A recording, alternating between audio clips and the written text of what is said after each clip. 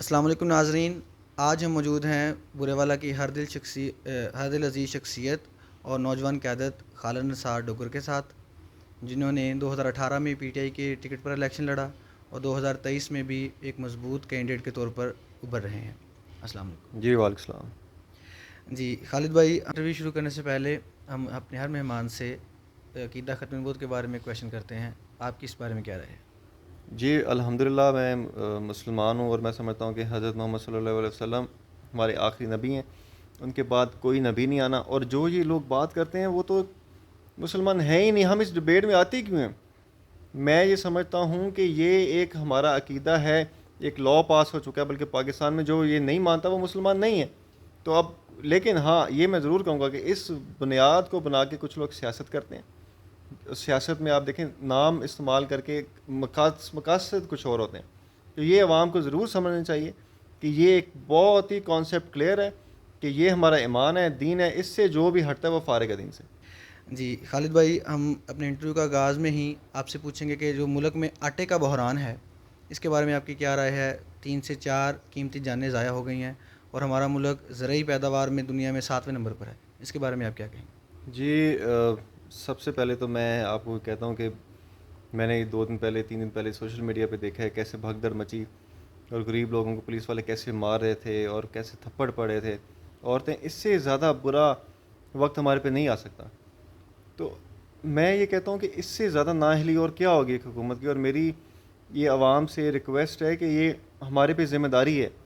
خدا کی قسم میں آپ کو کہتا ہوں، کل کو یہ جو پہلے یہ جو قوموں پہ عذاب آتے رہے نا، جو لوگ نماز پڑھتے تھے، نیک تھے، باہر کاموں میں انٹرفیئر نہیں کرتے تھے، عذاب میں وہ بھی کچلے جاتے تھے۔ اللہ تعالیٰ نے یہ کہا ہے کہ تمہیں میں نے عقل دی ہے، تم نے اس ظلم کے خلاف آواز کیوں اٹھائی؟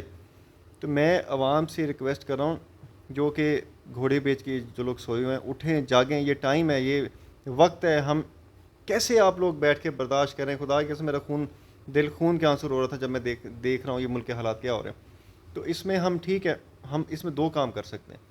اس میں یہ ہو سکتا ہے کہ ابھی جیسے آپ کو پتہ ہے گندم کی کٹائی شروع ہو رہی ہے، ہر بندہ اپنی کیپیسٹی میں رہ کے جتنے لوگوں کو، غریبوں کو، جو بیچارے وائٹ کالر ہیں جو مانگ نہیں سکتے، ان کو آٹا دے سکتا ہے وہ دیں۔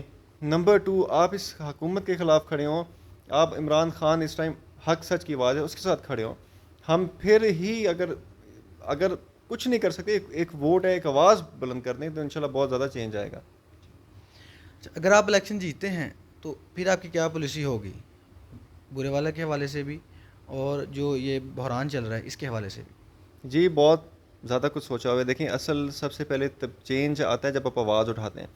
بدقسمتی کے ساتھ ہمارے برے والا کے 70 سال میں آج تک جتنے بھی ایم پیز ماشاءاللہ بنے ہیں نا، حکومتی رہے ہیں، وہ ان کو صرف نالی سولنگ سے آگے کام ہی نہیں ہے۔ غمی خوشی کہہ لی، نالی سولنگ بنا دیا، کیا اس لیے ہم ایم پی بنتے ہیں؟ ہم نے اسمبلی میں جا کے آواز اٹھانی ہے، ہم نے شور ڈالنا ہے، اپنے مسائل جو لوگوں کے ہیں وہ ان کے آگے رکھنے ہیں۔ اسی طرح پھر ابھی تو برے والے میں بہت زیادہ کچھ ہونے والا ہے۔ ابھی تو دیکھیں سڑکوں کے برے حالات ہیں، لوگوں کے برے حالات ہیں۔ تو اللہ کرے اللہ تعالیٰ مجھے موقع دے، میری تو دلی خواہش ہے میں جو اللہ نے زندگی دی ہے لوگوں کے لیے کچھ کر سکوں۔ پچھلی دفعہ کے الیکشن میں بہت کم مارجن سے الیکشن آپ نے لوز کیا ہے، تو کوئی ریگریٹ ہے اس کا، یا اس دفعہ کیا امید ہے؟ پچھلی دفعہ میرا پہلا الیکشن تھا، اور میں یہ سمجھتا ہوں کہ مجھے ہروایا گیا ہے۔ میں بالکل نہیں ہارا، لیکن میں نے جب میں الیکشن کے بعد رزلٹ آیا، میں نے اپنی ہار اسی کو قبول کی ہے۔ میں نے کہا بس ٹھیک ہے، میں کوئی شور نہیں ڈالوں گا، کیونکہ دیکھیں آپ 23,000 کے بعد میرا رزلٹ آنا بند ہو گیا۔ 23,000 کے بعد ہم لوگ پولنگ ایجنٹس کو فون کریں، وہ کہہ رہے ہیں جی ہمیں اندر سے باہر نکال دیا گیا ہے، اور کوئی اور لوگ خود ہی گنتی کری جا رہے ہیں۔ تو یہ آج تک زندگی میں نہیں ہوا، آج تک پاکستان کی ہسٹری میں نہیں ہوا کہ آپ کی پریزائڈنگ آفیسر اور آپ کے پولنگ ایجنٹس کو باہر نکال دیا جائے۔ تو خیر وہ جو ہو گیا ان شاء اللہ تعالیٰ۔ اب ان شاء اللہ تعالیٰ مجھے 2023 میں بہت امید ہے کہ ہم بھاری اکثریت کے ساتھ پی ٹی آئی اور ہم کامیاب ہوں گے انشاءاللہ۔ انشاءاللہ۔ کمپین کے دوران جو عوام کا رسپانس کیسے آ رہا ہے؟ کیونکہ ہم اس چیز کے بھی یعنی شاہدین ہیں کہ آپ 2017، 18، 19 میں غریب لوگوں کے ساتھ بڑا بڑھ چڑھ کے ساتھ لیتے تھے۔ کچھ ہمارے سامنے بھی مثالیں ہیں، آپ نے لوگوں کے مکان بھی چھڑوائے ہیں جس کے ساتھ ظلم ہوتا تھا، آپ کھڑے ہوتے تھے۔ اب رجیم چینج کے بعد لوگوں کا کیا رسپانس آ رہا ہے؟ میں یہ سمجھتا ہوں کہ یہ جو 4 سال 4.5 سال میں ایکٹیو رہا ہوں، لوگوں کے کام کیے ہیں، مسائل میں ہر جگہ کھڑا رہا ہوں، یوتھ کے ساتھ ان ٹچ رہا ہوں، اس کا مجھے اب رسپانس بہت اچھا آ رہا ہے. آپ دیکھیں سوشل میڈیا پہ بھی ہر جگہ الحمدللہ اللہ کا لاکھ لاکھ شکر ہے کہ سب سے زیادہ آواز میرے لیے اٹھ رہی ہے. اور میرے خیال میں تو 90% ہے، مطلب ون سائڈیڈ ٹریفک ہے. ان شاء اللہ تعالیٰ اس دفعہ اللہ تعالیٰ نے جیت ہمارے مقدر میں لکھی ہے ان شاء اللہ تعالیٰ. اگر ٹکٹ آپ کو نہیں ملتا کیونکہ اوپر فیصلے ہوتے ہیں، تو پھر آپ ٹکٹ ہولڈر کی حمایت کریں گے یا پھر آپ میدان میں آئیں گے؟ نہیں، اس میں یہ ہے کہ ٹکٹ دو طریقے سے ہے. ویسے تو میرٹ پہ خان صاحب نے کہا، اور میرٹ آپ دیکھیں میرا بندہ ہے. میرا 34,000 ووٹ ہے، پچھلی دفعہ 3,000 ووٹ سے میں ہارا ہوں. میں ہلکے میں رہا ہوں، 4 ساڑھے 4 سال میں ہلکے میں رہا ہوں. پارٹی کے ساتھ میں نے کبھی بے وفائی نہیں کی. پارٹی کی ہر کال پہ لبیک کہا ہے اور لوگوں کے کام کروائے ہیں جتنا بھی میں کر سکتا تھا، فنڈز لگائے ہیں ہر طرح کے، مطلب میں نے کوشش کی ہے.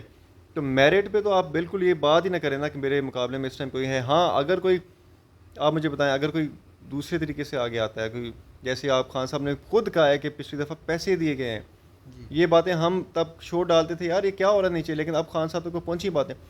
اگر خان صاحب مجھے کہیں گے کہ یار آپ کو میں ٹکٹ نہیں دے رہا، میں اس کو ٹکٹ دے رہا ہوں، آپ نے اس کی سپورٹ کرنی ہے، تو بالکل میں خان صاحب کی بات مانوں گا. اچھا، پچھلی دفعہ جو 2008 میں غالب 13 میں غالباً آپ کے بھائی تھے ہریش بازدوگر، ٹکٹ ان کو ملا تھا، 18 میں آپ کو ملا ہے.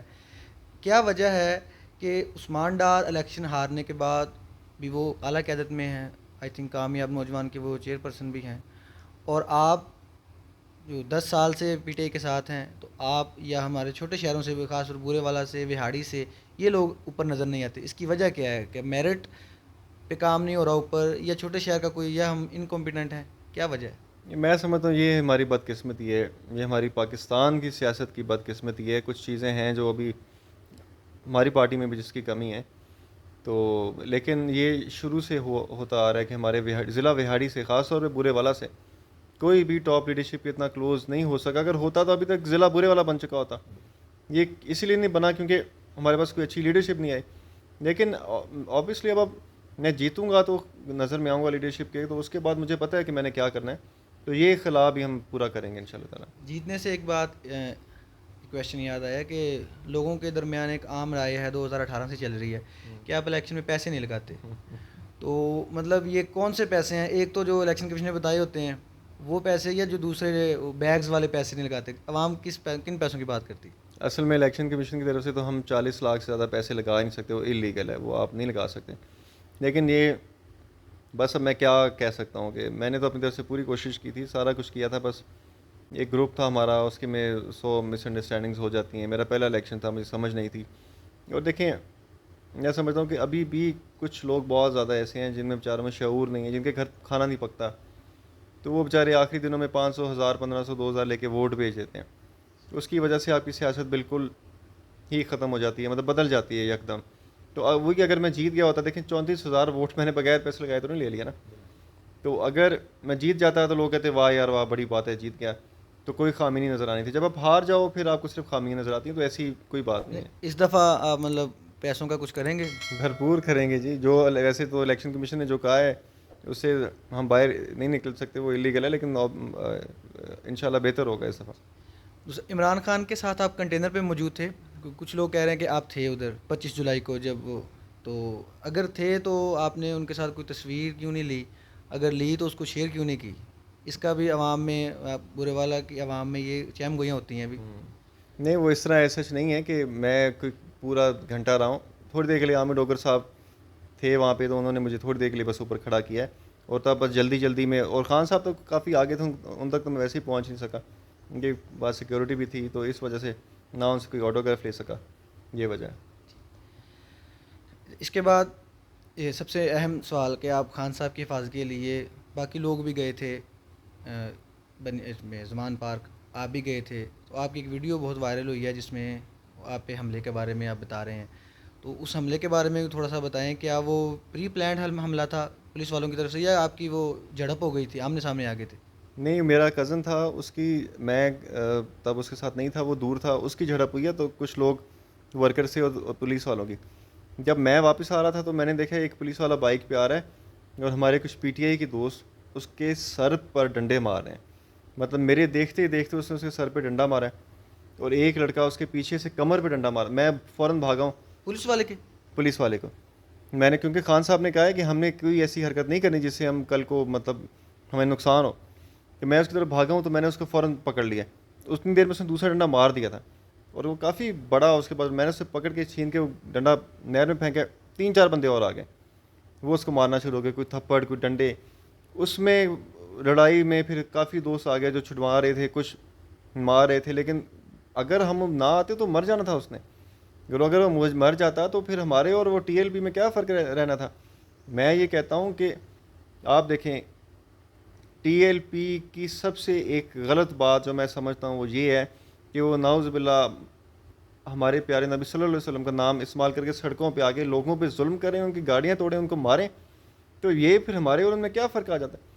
تو میں نے کہا تھا یار ہم پروٹیسٹ ضرور کر رہے ہیں. تو وہ پھر وہ جو میرا ایک پٹھان بھائی تھا اس کے پاس وہ تو اس کو ڈنڈے ماری جا رہا تھا. میں نے اس کو پکڑا, پھر اس نے میری قمیض پکڑی, تھوڑی سی ماری, جھڑپ ہوئی ہے, ہمیں انہیں گولیاں ماری ہیں. کہتا ہمیں صبح گولیاں ماری ہیں انہوں نے. میں نے کہا یار ہمیں بھی ماری ہیں, لیکن ہمارے لیڈر کا حکم ہے کہ ہم نے کوئی ایسی حرکت نہیں کرنی کہ کل کو یہ ہمارے سے نفرت کریں یا حکومت کو موقع مل جائے. ادھر زمان پارک میں مطلب یہ ظلم والا سین چل رہا ہے یا مطلب کچھ عناصر ایک دوسرے کے ساتھ جھڑپ کر رہے ہیں, یا ٹوٹلی حملہ وار جو ہم خبروں میں سنتے ہیں جو لوگ کہہ رہے ہیں کہ پولیس حملے کر رہی ہے, عوام حملے کر رہی ہے, یا یہ کچھ جگہوں پہ ہوتا ہے ایسے؟ نہیں, بالکل حملہ کیوں نہیں ہو رہا. اب دیکھیں نا, یہ جو پولیس والے کا اب دیکھیں جو موب ہوتا ہے نا اس کو کنٹرول کرنا بہت مشکل ہوتا ہے. اب اس پولیس والے کو بے وقوف کو کوئی سمجھائے تم کرنے کیا جا رہے ہو موٹر سائیکل پہ یہاں پہ, اس سڑک سے کیوں گزر رہے ہو, تم کہیں اور سے گزرو. لیکن اب دیکھیں صبح انہوں نے شیلنگ کی, ظلم کیا, آپ کے ربر بلٹس ماری, تو آبویسلی لوگوں میں غصہ تھا. ہر بندہ سینسیبل نہیں ہوتا, ہر بندہ نہیں سوچتا. تو اتنا ظلم ہونے کے باوجود ہماری پارٹی, ہمارے ورکرز وہاں کھڑے ہیں. یہ تو اب میں کہتا ہوں کہ پاکستان کی تاریخ بدل گئی ہے. آج تک کسی کے لیے اس طرح لوگ نہیں کھڑے ہوئے. زمان پارک میں عمران خان سے ملاقات ہوئی تھی آپ کی؟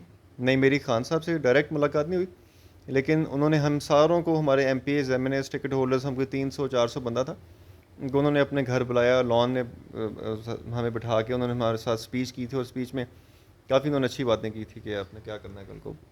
الیکشن کمیشن کے جو فیصلہ آیا ہے اس کے بارے میں آپ کی کیا رائے ہے؟ بالکل غیر آئینی قدم لیا ہے الیکشن کمیشن نے. یہ بالکل بائسڈ ہے, یہ یک طرفہ چل رہا ہے. یہ نون لیگ کا اس ٹائم رائٹ ہینڈ بنا ہوا ہے. اور میں خود وکیل ہوں, ہم برے والا میں بھی کل احتجاج کریں, ہم سارے وکیل, میں ابھی ان کو کال بھی کرا تھا, ہم سب اکٹھے ہو کے اس کے خلاف ایک پریس کانفرنس کر رہے ہیں. اور یہ ان کانسٹیٹیوشنل ایکٹ اس زمانے میں کیسے ہو رہا ہے؟ آپ مجھے سوچیں کہ ہم کون سی سینچری میں رہ رہے ہیں جب لوگ دوسری دنیا میں, مارس میں لوگ جانے کا سوچ رہے ہیں, کیا کچھ کر رہے ہیں. اور اب ہم اسی پہ لڑے ہوئے ہیں کہ حکومت کس نے کرنی ہے. عمران خان نے کرنی ہے, کیا جمہوری حکومت آئے گی یا کوئی اور قوت آئے گی؟ تو ہم جمہوریت پہ ہی یقین رکھتے ہیں. الیکشن کمیشن ہو, پولیٹیشین ہو, پریزیڈنٹ ہو, آرمی چیف ہو, پولیس والا ہو, سب کو قانون کے نیچے ہی رہنا پڑے گا. جیسے آپ نے بتایا آپ بیرسٹر وکیل بھی ہیں, بیرسٹر بھی ہیں, تو قانونی رائے اس میں کیا ہوگی کہ اگر سپوز کہ اب انہوں نے تو فیصلہ کر دیا کہ 8 اکتوبر کو الیکشن ہوں گے, اب اگر الیکشن 8 اکتوبر کو ہی ہوتے ہیں تو یہ جو بیچ کا سپین ہے 6-7 ماہ کا, تو اس میں کیا عبوری جو حکومت ہے نگران سیٹ اپ ہی رہے گا, یا جو پی ٹی آئی کی حکومت تھی پہلے وہ دوبارہ ریٹین ہو جائے گی؟ عمر بھائی, لا کہتا ہے کہ 90 دن سے آگے آپ نہیں جا سکتے. اگر آپ اس کے آگے جائیں گے تو جس کی لاٹھی اس کی بھینس والا کام ہے. جیسے 94 میں آپ نے کیا کہ بنگال میں 237 سیٹیں تھیں اور 227 سیٹیں یونائٹڈ فرنٹ جیتا تھا وہاں پہ, جو کہ ہمارے تب کے افسران کے جو خلائی مخلوق ہے ان کے خلاف جنہوں نے آواز اٹھائی تھی, جو جمہوریت پسند لوگ تھے, فاطمہ جناح جیسے لوگ تھے.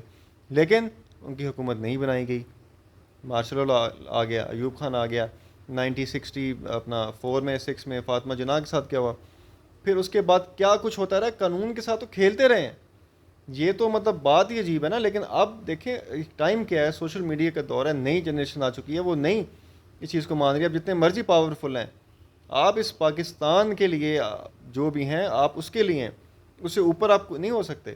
آپ کے خیال میں دوسری رائے نہیں, الیکشن 30 کو ہی ہوں گے؟ بالکل ہے ہی نہیں. اگر ہے تو وہ صاف نہ زیادتی ہے جو 1971 میں ہوئی تھی, جو 1954 میں ہوئی ہے.